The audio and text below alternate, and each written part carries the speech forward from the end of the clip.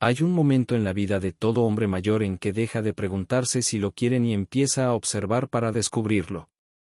Llegué a ese momento un martes por la mañana, de pie en mi propia cocina, sosteniendo una taza de café con ambas manos, no porque lo necesitara, sino para ver quién lo notaría.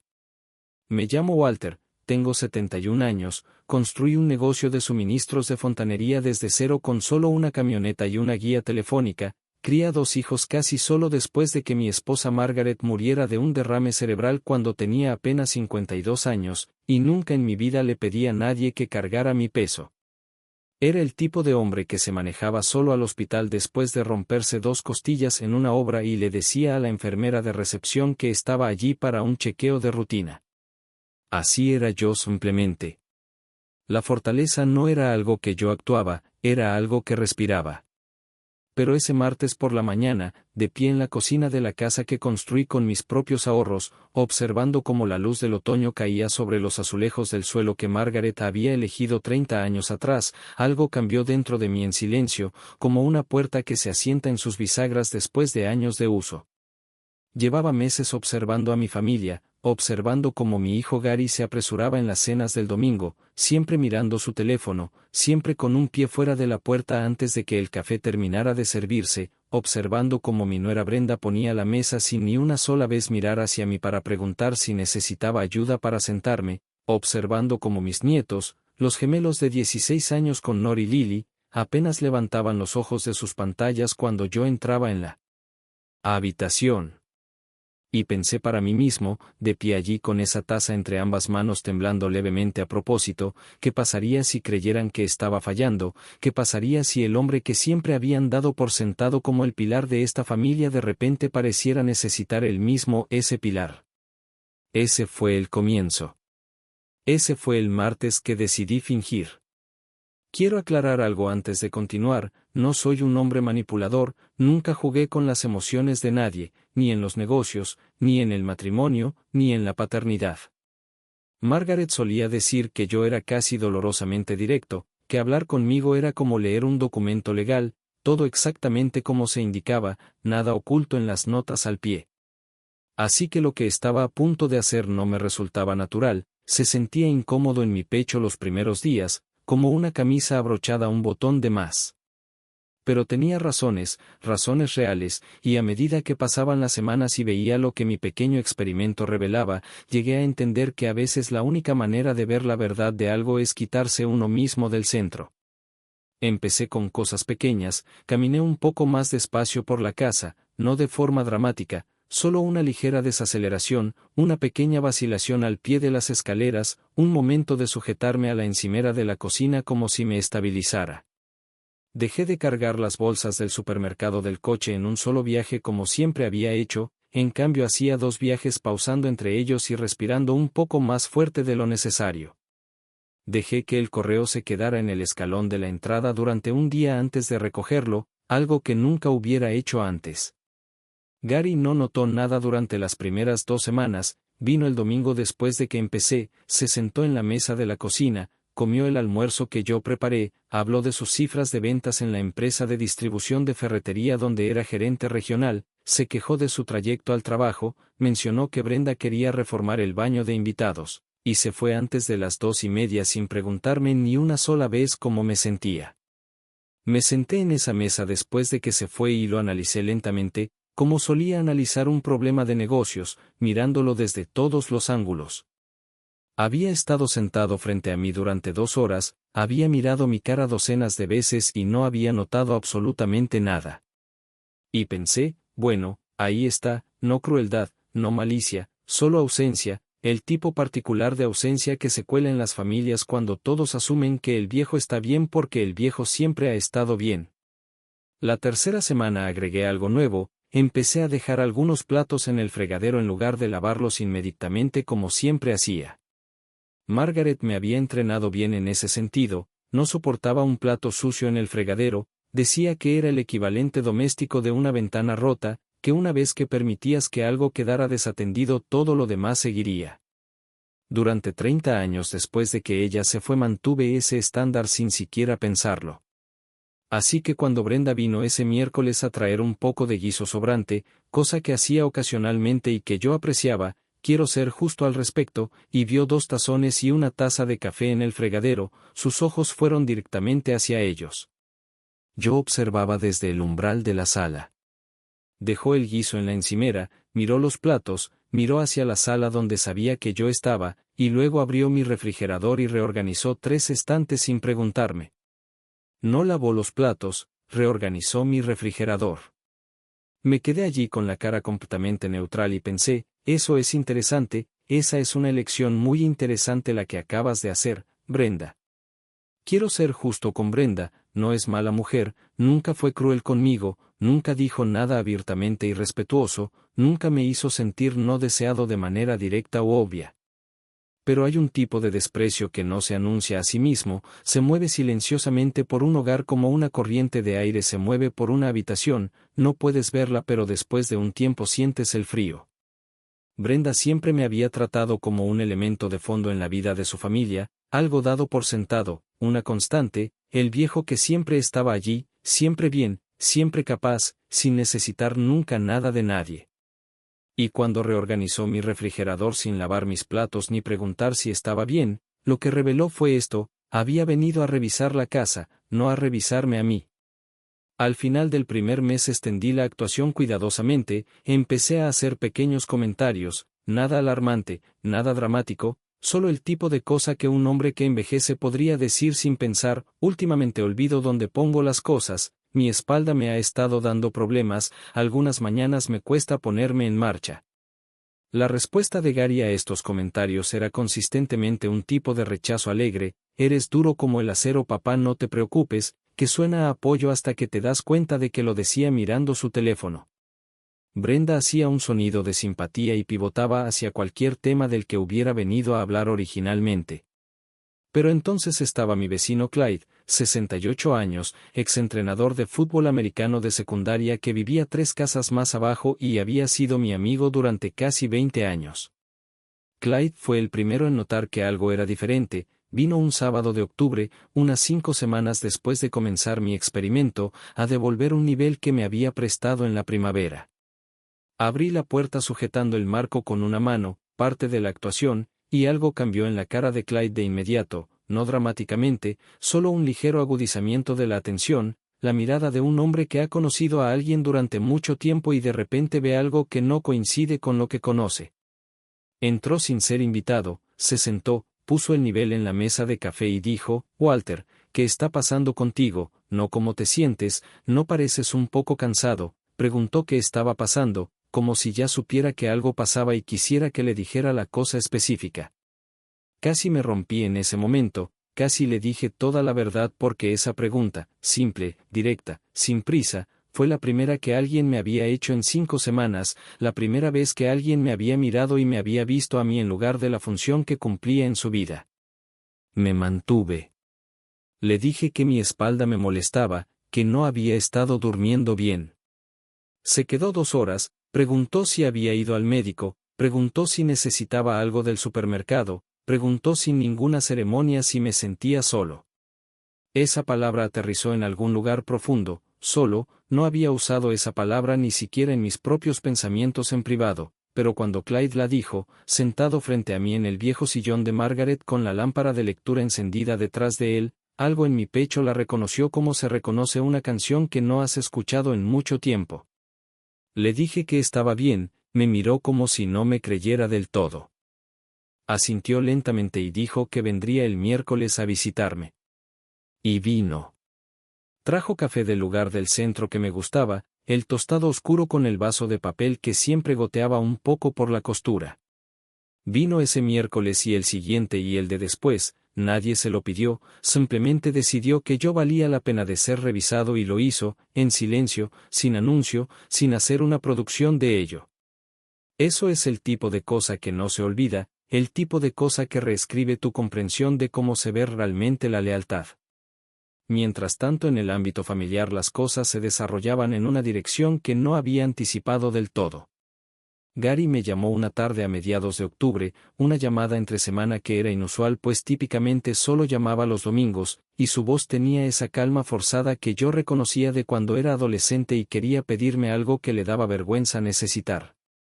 Hizo conversación trivial durante unos 4 minutos, que para Gary era una eternidad de conversación trivial, y luego dijo, «Oye papá, quería hablarte de algo, Brenda y yo hemos estado pensando y creemos que podría tener sentido que consideraras algo como una situación de vida asistida, nada urgente, nada dramático, solo como un plan para el futuro». Sostuve el teléfono muy quieto. No dije nada durante un largo momento. Fuera de mi ventana la calle estaba tranquila, el resplandor naranja de la farola cayendo sobre el jardín delantero donde Margaret había plantado esos rosales que seguían volviendo cada primavera. Vida asistida. Tenía 71 años, manejaba mi propio auto, cocinaba mis propias comidas, caminaba 2 millas cada mañana antes de las 8, había introducido un ligero temblor en mis manos y dejado de lavar 2 platos y mi hijo estaba sugiriendo vida asistida. Le dije que lo pensaría, mantuve mi voz firme, dije buenas noches y me senté en mi silla durante mucho tiempo después de esa llamada en la oscuridad sin encender ninguna luz, simplemente sentado con lo que había aprendido. Lo que había aprendido era esto: no me observaban para ver si necesitaba ayuda, me observaban para ver cuándo me volvería inconveniente. Hay una diferencia significativa, dolorosa y clarificadora. Observar a alguien para ver si necesita ayuda significa que estás orientado hacia su bienestar. Observar a alguien para ver cuándo se vuelve inconveniente significa que estás orientado hacia tu propia comodidad y tu propio horario y el funcionamiento fluido de tu propia vida. Continuaron las semanas, llegó noviembre y el frío bajó rápido y fuerte como lo hace en esta parte del país. Una semana estás rastrillando hojas y la siguiente el suelo es hierro. Mantuve la actuación pero también comencé un segundo proyecto en paralelo. Empecé a llamar a personas, no a Gary, no a Brenda, otras personas, viejos amigos, antiguos socios comerciales, mi barbero Pete que me había cortado el pelo durante 30 años y con quien no había hablado en casi 8 meses. Llamé a mi contador Dennis que también era amigo de la manera en que algunas relaciones profesionales se convierten en eso con las décadas. Llamé a mi sobrino Marcus que vivía 3 estados más lejos y a quien no había visto en 2 años. Llamé al pastor de la iglesia a la que Margaret y yo habíamos asistido durante 20 años antes de que yo me alejara después de que ella se fue. Solo hablé con personas, me puse al día, escuché, y lo que descubrí fue que el mundo era mucho más grande que el estrecho corredor entre mi casa y la de Gary, que había permitido que la atracción gravitacional de una pequeña unidad familiar se convirtiera en todo mi universo social y que al hacerlo me había vuelto dependiente de personas que no se habían ganado ese nivel de importancia en mi vida diaria. Eso era responsabilidad mía tanto como de ellos. Marcus devolvió la llamada en 1 hora y habló conmigo durante 45 minutos, se rió fuerte con una historia que le conté sobre un mapache que se había metido en mi garaje en octubre y tenía la misma risa de su padre, mi hermano Earl que había fallecido 8 años atrás, esa risa grande de todo el cuerpo que no había escuchado en demasiado tiempo. Dennis me invitó a almorzar y estuvimos sentados en el restaurante del centro durante 3 horas, me habló de sus nietos y yo le hablé de los míos y no resolvimos ninguno de los problemas del mundo pero manejé a casa sintiéndome más ligero de lo que me había sentido en meses. El pastor Edwin que ahora tenía más de 70 años también me llamó un domingo por la tarde y hablamos sobre la fe y la pérdida y el envejecimiento y si la paz era algo que encontrabas o algo que fabricabas, y no tuve una respuesta clara para él pero la conversación en sí misma fue una especie de paz. El mundo, estaba recordando, no comenzaba ni terminaba con las personas que compartían mi apellido. Llegó diciembre, la temporada navideña que en los últimos años se había convertido en una fuente de duelo silencioso para mí más que de alegría. La primera Navidad después de que Margaret se fue me obligué a poner el árbol, me obligué a envolver regalos y cocinar la cena completa, me obligué a canturrear los villancicos en la radio porque sabía que si me permitía dejar de hacer esas cosas aunque fuera una vez podrían no volver a empezar nunca. Pero con los años el esfuerzo se había vuelto más pesado y Gary y Brenda habían ido asumiendo gradualmente el papel de anfitriones. Las cenas eran en su casa ahora, llevaban así los últimos 6 años, y yo llegaba como invitado al lugar donde antes era el anfitrión. Ese cambio ocurre en las familias, es natural y probablemente inevitable, pero hay una manera de manejarlo que mantiene la dignidad de la persona que transiciona del centro a la periferia, y hay una manera que hace que esa persona se sienta como un mueble que ha sido movido de una habitación a otra por conveniencia, y en los últimos años yo me había sentido más como el mueble. El sábado antes de Navidad ese año tomé una decisión, detuve la actuación, no dramáticamente, no con un anuncio, simplemente la detuve, caminé normalmente, cargué las bolsas del supermercado en un solo viaje, lavé mis platos inmediatamente, dejé de hacer los pequeños comentarios sobre mi espalda y mi memoria, y esperé a ver si alguien notaba el cambio de la manera en que no habían notado el cambio original. No lo hicieron. La cena de Navidad ese año fue en casa de Gary y Brenda como siempre, llegué a las 5 como siempre, la casa estaba bien decorada, Brenda tenía buen ojo para esas cosas, todo coordinado y cálido. Connor y Lily estaban allí y ambos me abrazaron cuando entré, lo cual agradecí genuinamente. Me senté en la sala y miré el fuego en la chimenea de gas y pensé en Margaret como cada Navidad, y pensé en Earl, y pensé en la versión de esta familia que había existido 30 años atrás cuando la casa estaba llena de ruido y desorden y amor sin autoconciencia. La cena fue buena, la conversación fue educada y animada en momentos, y entonces Gary golpeó su copa de vino ligeramente con el tenedor antes del postre y dijo que quería decir algo. Lo miré, me miró con una expresión que solo puedo describir como cuidadosamente preparada, la expresión de alguien que ha ensayado lo que está a punto de decir. Dijo: papá, Brenda y yo queríamos hablar contigo de nuevo sobre el futuro, en realidad hemos investigado y hay un lugar realmente maravilloso a unos 20 minutos de aquí, muy exclusivo, no es lo que imaginas cuando piensas en esos lugares, tienen simulador de golf y todo. Todos en la mesa me miraban. Connor y Lily se habían quedado muy quietos de la manera particular en que los adolescentes se quedan quietos cuando sienten tensión entre adultos. Dejé el tenedor, miré a mi hijo, pensé en Clyde apareciendo un sábado con un nivel que había prestado y quedándose 2 horas porque podía ver que algo era diferente, pensé en Marcus riendo esa risa que sonaba como Earl, pensé en esos rosales volviendo cada primavera en el jardín delantero. Y dije en voz baja y sin ninguna actuación en absoluto: Gary, voy a decirte algo y necesito que me escuches claramente. La mesa quedó muy en silencio. No me voy a ningún lado. Esta es mi casa que yo construí, y estoy perfectamente bien y he estado perfectamente bien durante todos los meses en que tú no estabas prestando suficiente atención para notar la diferencia. Te quiero, siempre te querré, pero necesito que entiendas que he estado observando a esta familia durante un tiempo y lo que he visto me ha enseñado algunas cosas. Gary abrió la boca, levanté una mano, no con dureza sino con firmeza, y continué.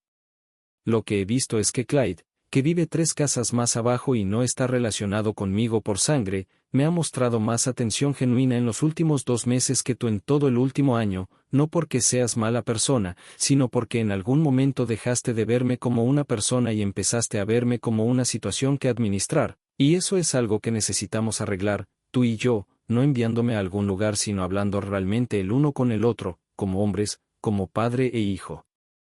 El silencio después de que terminé duró mucho tiempo. Brenda tenía los ojos bajos. Connor miraba a su abuelo con una expresión que nunca antes había visto en su cara, algo alerta y serio y más mayor que 16 años. La cara de Gary pasó por varias cosas rápidamente como el tiempo pasa por un horizonte plano. Lo vi llegar a algo honesto, sus ojos se iluminaron de una manera que reconocí de cuando era pequeño, de cuando solía venir a mi cuarto por la noche después de una pesadilla y pararse en el umbral tratando de no llorar. Dijo: papá, yo no, y luego se detuvo y volvió a empezar. No me di cuenta de cómo se veía desde donde estaba sentado. Le dije que lo sabía, le dije que ese era exactamente el problema y también exactamente la cosa que se podía arreglar si estaba dispuesto a arreglarlo. Dijo que lo estaba. Le creí, no ciegamente sino con la fe medida de un hombre que sabe que las personas son capaces de mejor que sus peores momentos si eres honesto con ellas sobre cómo se ven sus peores momentos. Brenda extendió la mano por la mesa y puso la suya sobre la mía y dijo que lo sentía, y era real, podía sentir que era real. La diferencia entre una disculpa performativa y una genuina es algo que aprendes a leer después de 7 décadas en esta tierra. Connor habló entonces en voz baja y dijo: abuelo, no sabía que te sentías así. Miré a ese chico, 16 años con los ojos de su abuelo, y le dije que ahora lo sabía y que era una lección que valía la pena aprender de joven, que las personas que siempre han sido fuertes son a veces las que más necesitan que cuiden de ellas porque son las últimas en pedirlo. Nos quedamos en la mesa 2 horas después del postre esa noche, fue la conversación más larga y real que habíamos tenido en años, conversación de verdad no cena educada. Gary me contó cosas sobre la presión que tenía en el trabajo que yo no sabía, ansiedades que había cargado en silencio de la manera en que los hombres de cierta generación aprenden a cargarlas. Yo le hablé de la soledad de la casa por las noches, de cuánto extrañaba todavía a su madre, de cómo algunas mañanas preparaba 2 tazas de café por puro hábito antes de recordar. Lily lloró un poco en silencio tratando de ocultarlo y yo fingí no notarlo porque tenía 16 años y su orgullo era tierno y lo entendía. Tuvimos una buena racha de noches de invierno despejadas después de Navidad ese año, del tipo en que el cielo es tan negro y las estrellas tan nítidas y cercanas que parece que alguien rompió un espejo y esparció los pedazos por la oscuridad. Clyde y yo estuvimos en mi porche trasero una de esas noches con los abrigos puestos y las manos alrededor de tazas de descafeinado. Ninguno de los dos había tomado café de verdad después del mediodía en años, las indignidades de la edad, y le conté toda la historia, el experimento, los platos en el fregadero, el temblor de manos, la reorganización del refrigerador, el folleto de vida asistida que Gary me había enviado por correo electrónico la semana anterior con una nota diciendo que había investigado. Clyde escuchó todo sin interrumpir, que era una de las grandes cosas de él. Cuando terminé estuvo en silencio un momento y luego se rió, no con crueldad, no de mí, sino la clase de risa que viene del reconocimiento profundo, de conocer algo sobre la naturaleza humana tan bien que solo puedes responder con la liberación de la risa. Dijo, Walter, eres el hombre más terco que he conocido en mi vida y he entrenado chicos de 17 años durante 30 años. Le dije que yo prefería la palabra minucioso. Se volvió a reír y me pasó la otra taza de descafeinado y nos quedamos allí mirando esas estrellas sin decir nada durante un buen rato, que es uno de los privilegios de una amistad real, los silencios que no necesitan llenarse. Lo que sé ahora que no sabía ese martes por la mañana cuando sostuve por primera vez mi taza de café con ambas manos en mi cocina es esto: sé que el amor no es lo mismo que la atención y la atención no es lo mismo que la presencia y la presencia no es lo mismo que ver genuinamente a otra persona. Puedes querer a alguien y estar ausente de él, puedes estar presente en la misma habitación con alguien y estar completamente ausente de su vida interior. Las personas que realmente te ven son raras y valen más de lo que se puede calcular. Sé que la soledad no es debilidad, sentirla no significa que hayas fallado ni que la fortaleza sobre la que has construido tu vida se haya derrumbado, significa que eres humano, que es la única condición de la que ninguno de nosotros puede construir una salida. Sé que las familias se alejan y que ese alejamiento no siempre es culpa de alguien y no siempre es irreversible, pero requiere que alguien sea lo suficientemente honesto y valiente para decir esto es lo que veo, esto es lo que se siente. Podemos intentar acercarnos el uno al otro, y sé que yo fui esa persona en mi familia y no me arrepiento y lo volvería a hacer y probablemente tendré que hacerlo de nuevo porque el alejamiento es constante y la corriente siempre tira y el trabajo de mantenerse cerca de las personas que amas es exactamente eso, trabajo real, que requiere atención real e intención real y la disposición a estar incómodo. Y sé esto por encima de todo lo demás, los que aparecen sin que se los pida son los que merecen cada inversión de tiempo y gratitud y amistad honesta que puedas darles. Clyde vino con un nivel prestado y se quedó porque podía ver que algo era diferente. Eso no es una cosa pequeña, eso no es nada, en la larga contabilidad de una vida eso es una de las cosas que más importa. Fíjate en quien te ve cuando no estás actuando fortaleza, fíjate en quien pregunta qué está pasando en lugar de asumir que estás bien, fíjate en quien viene un miércoles porque dijo que lo haría. A esas personas, aférrate a ellas. Al resto puedes quererlos desde una distancia cuidadosa y de ojos abiertos mientras trabajas para cerrar la brecha. Eso no es amargura, eso es sabiduría. Y a los 71 años, de pie en la cocina que eligió Margaret, viendo los rosales volver cada primavera, todavía estoy aprendiendo la diferencia.